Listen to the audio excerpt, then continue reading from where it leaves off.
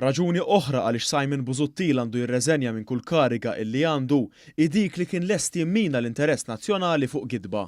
Għalu dan is-segretarji parlamentari Aron Farrugia u Silvio Xkembri f'konferenza tal-aħbarijiet li matula fakru f'azzjonijiet li ħadu Simon Busuttil u l-Partit Nazzjonalista dwar il-gidba tal-Grant.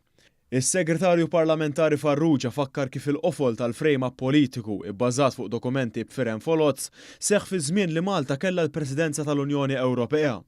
Spjega kif riedu li Malta tidher kera f'mument fejn għajnejn l-Ewropa kienet fuqna.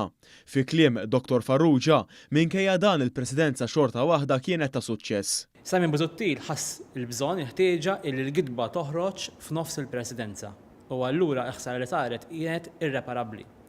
Nonostante ciò, il-Presidenza kienet suċċess, imma nfakkar li dak iż-żmien għamlu protesti fit-toroq, ħarġu n-nies fit-toroq, ġabu delegazzjonijiet mill-Parlament Ewropew waħda wara l-oħra u talbu huma biex isir dan, marru wkoll fuq stazzjonijiet televiżivi barranin. L-istess pruvaw jimminaw is-servizzi finanzjarji li joħolqu tant impjiegi u opportunitajiet. Is-Segretarju Parlamentari Silvio Xkembri rrefera għal laqat li saru ma' ħaddiema u investituri.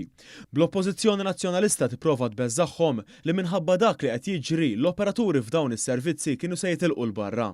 L-effetti kienu qegħdin hemmhekk, aħna nħossuhom meta inti tmur titkellem ma' negozjanti barranin biex tara kif ħaġġib iktar kumpaniji lejn Malta, il-fatt li eżempju jkollok kumpaniji anke minn pajjiżi terzi, pajjiżi Asjatiċi li huma ferm il-bogħod minn pajjiżna u anke jsemmulek allura ċertu allegazzjonijiet folots, inti tara li ċertu messaġġ ta' gideb ikun wasal. Is-Segretarju Parlamentari Xkembri qal li l-kap tal-Oppożizzjoni Adrian Delija jaf sew x'inhu l-pass li għandu jieħu u l-ebda skuża ma tkun valida biex imur pass lura minn dak li qal li se jagħmel. Għax fi kliem il-kelliema post Simon Busuttil m'għadux fil-politika.